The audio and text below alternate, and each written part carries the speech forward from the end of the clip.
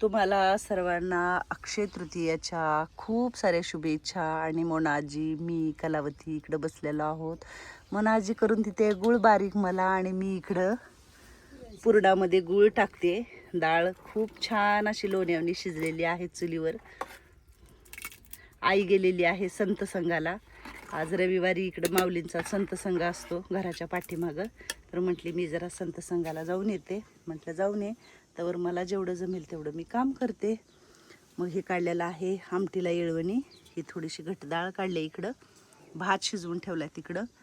ऊन होतंय. काय मग आज पुरणपोळी, आमरस. आजपासून आमरसाला सुरुवात. हां, सुंदराजीची तब्येत बरी आहे ना? छान. आई आहे बाहेर. पुरण वगैरे करून ठेवलं होतं. आई म्हटली मी पुरण वाटून घेते. आणि मी कालवलेलं आहे इकडं भज्याचं पीठ. ह्याच्यामध्ये टाकलेलं आहे ओवा आणि जिरे. बाकीचं काहीच टाकलेलं नाही, अजून टाकायचे. चुलीमध्ये कांदे भाजून घेतलेले आहेत आमटीसाठी 2, आणि खोबरं भाजून घेतले. आज चुलीवरच सगळा स्वयंपाक करायचा म्हटली आई. मी तिकडं बसून करते, मला उभा राहून गुडघ्याने जमत नाही. तू तवर इकडचं करून मला हाताखाली दे, मी तिकडं करते. भांडी वगैरे घासून झालेले आहेत. थोडा पसारा इथला कमी करायचा विचार करतो, पण पसारा आपला कमी होत नाही, कारण भरपूर असा पसारा. आणि खरंच स्वयंपाक जास्त असल्यामुळं किचन लहान आहे. आणि नळाचं तर काही वाटच लागले ह्या. तर नळ पण जरा नीट करून घेणार आहे. आपल्या घराचं काम करायला तिकडचं आली ना लोक, तेव्हा इकडचं पण थोडंसं काम करून घेईल. कारण ह्या घराने आपल्याला खूप आतापर्यंत आशीर्वादित ठेवलेला आहे सगळ्याच गोष्टींनी. आणि ह्या घरातूनच आपण नवीन घरात जातो आहे. आज आहे अक्षय तृतीया. तर खरंच म्हणजे सगळे लोक स्वयंपाक वगैरे करतात. खूप साऱ्या जुन्या आठवणी असतात, दुःख असतं. रामकृष्ण हरिवत्सल आजी, मला ना तेवढा कांदा आणि खोबरं करून द्या. हां, तिथं बघा मी कांदा आणि खोबरं ठेवले. ताट बघा किचन ओट्यावर. मला तेवढं करून द्या. मग अद्रक वगैरे मी आमटीला फोडणी टाकते बाहेर.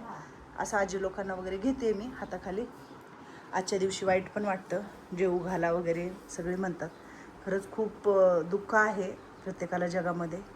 आणि आपण काहीच नाही करू शकत. आईने सकाळी पूजा केली होती. तर आज म्हणतात देवाला निवेद्य नसतो. आज असं आपले जे कोणी पूर्वज असतील काही, त्यांना जेवू घाला, आंब्याचं वगैरे आमरस वगैरे करू. तर आज सकाळपासूनच खूप सगळं वाईट वाटते. आई म्हणते जेवू घालावं लागतं रोहितच्या पप्पाला वगैरे. तर पण ठीक आहे ना, आपण जगामध्ये एकटं नाही असं म्हणतात सगळे. पण प्रत्येक आमच्यासारखे जे असतील ना, त्यांना विचारून बघा, खूप दुःख वाटतं.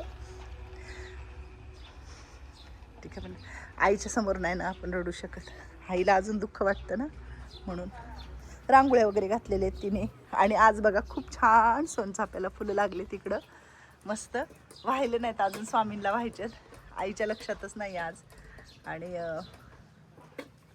रामकृष्ण हरी. रामकृष्ण हरी. दूर लागालाय ग इकडं, मी करून देते सावली इथं. हा, थोडासा ते गौरी घातल्यामुळं दूर झालेलं आहे. आणि बघा पुरण वाटते आई. खूप छान.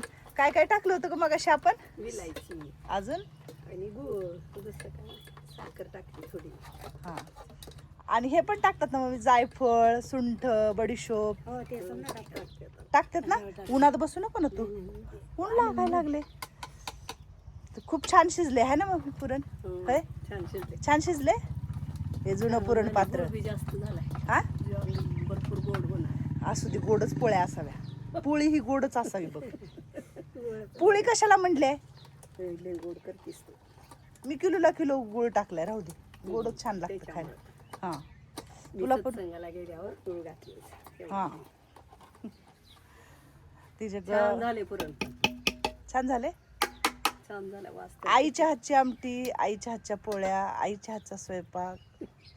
जगात कोणाच्या हातची चव नाही, पण आईच्या हातच्या जेवणाची एक वेगळीच चव असते. आणि खरंच तुझ्या हातची तर आमटी बाबा फेवरेट आहे माझ्यासाठी. होय, आणि तुला खावी वाटते माझ्या हातची आमटी. तू बघ की आता कसं करायचं. हा, कसं करायचं आता? तू करायची का मी करायची? आता तू सांग, तू करणार का मी करणार? मी करते, लेकराला काय पाहिजे.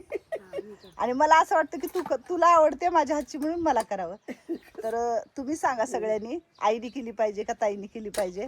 आज आमटीसाठी कॉम्पिटिशन लावणार आहे आम्ही दोघी. तर ते पुरणपात्र बसत नाही, थोडा दांडा निघालाय. आणि आईचं चाललंय पुरण वाटायचं. कलावती आईपाशी नेहमी असते जवळ बसलेली. मंदाई रामकृष्ण हरी आणि ताईला सांगा रामकृष्ण हरी. कुंभार काय करते उन्हात? काय करते? हा जाळ लावा, जाळ थोडासा दूर व्हायला लय.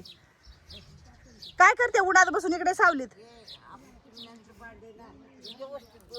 सावलीत घेऊन देऊ ना मग, सावलीमध्ये घेऊन त्याला घास. उन्हात नको बसू तिथं, किती ऊन लागतं डोक्याला. लागत हा पण ते दूध जायचं तू इथं बसून देऊ ना. आणि ते आणि इकडं जा. लय गाण झाली ती चिमण्यानं लागत पाणी प्यायला म्हणलं. आजोबांनी काल पण लाकडं वगैरे सगळं फोडून दिलेलं आहे. आणि ताई काय म्हणताय? वरती जावा, वरती जा, वरती जा, वरती. मार्गाचं काय नाही. मंदाई चला वरती, पाहुणे येत आहेत. ते असं दुसरं ना निघून जातं गाण. ते बघा काहीतरी कुंभारला करायला काम पाहिजे. चिमण्यांना बी स्वच्छ आपल्याला स्वच्छ पाणी लागतं ना, मग त्यांची गाणं आपण लोक काढायला व्यवस्थित भाज्या देऊन घासून व्यवस्थित ठेवायचं त्यांना. छान मस्त. कुत्र्याला पण पाणी इकडे लुसीला टाकून ठेवले बघा, गारट्यात झोपल म्हणून. तर आमटी घरातच पुण्य टाकते. म्हटलं आईला जरा थांब तू, तुझं बाहेरचं कर थोडं काय करायचं ते. मी घरात आमटी पुण्य टाकते. घरात आणि बाहेर दोघेजण मिळून करू म्हणजे लवकर स्वयंपाक होणार आणि गरम पण जास्त होणार नाही. थोडा कढीपत्ता टाकला ह्याच्यामध्ये पण, म्हणजे हे भज्याचं पीठ आहे. मिरची वगैरे टाकायची आणि आमटीचं असं पुण्य टाकायचं चालू आहे. वाटण वाटून घेतलेलं आहे इकडं.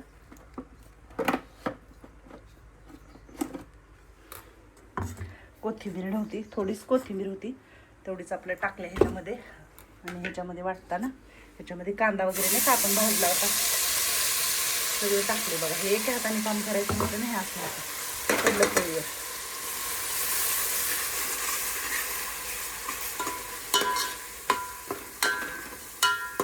हे थोडीशी डाळ ठेवलेली वाटून घेतलेली आहे मिक्सरमध्ये.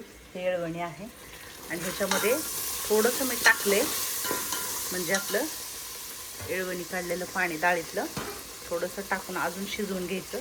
एकदम पाणी नाही टाकायचं आमटीमध्ये, थोडंसं पाणी टाकून आपला सगळा मसाला छान शिजू द्यायचा त्याच्यामध्ये.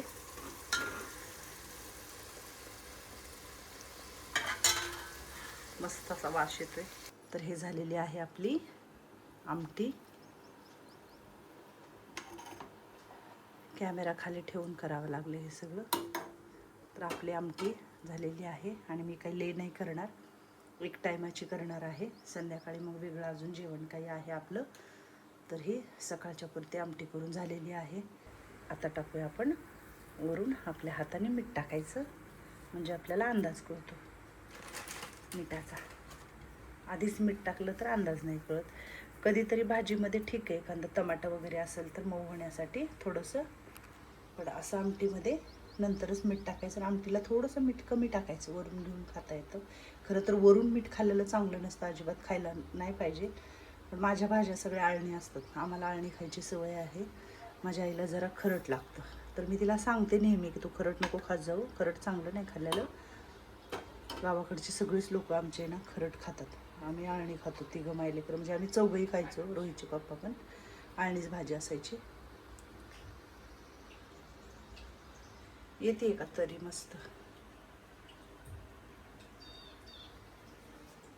डुगू आला, डुगूला लागले आता भूक.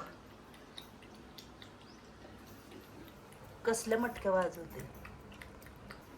चला बाहेर आता पापड कुरडी भजी तळून घेऊया कढईमध्ये. सावली आलेली, आमटी इकडे झालेली आहे.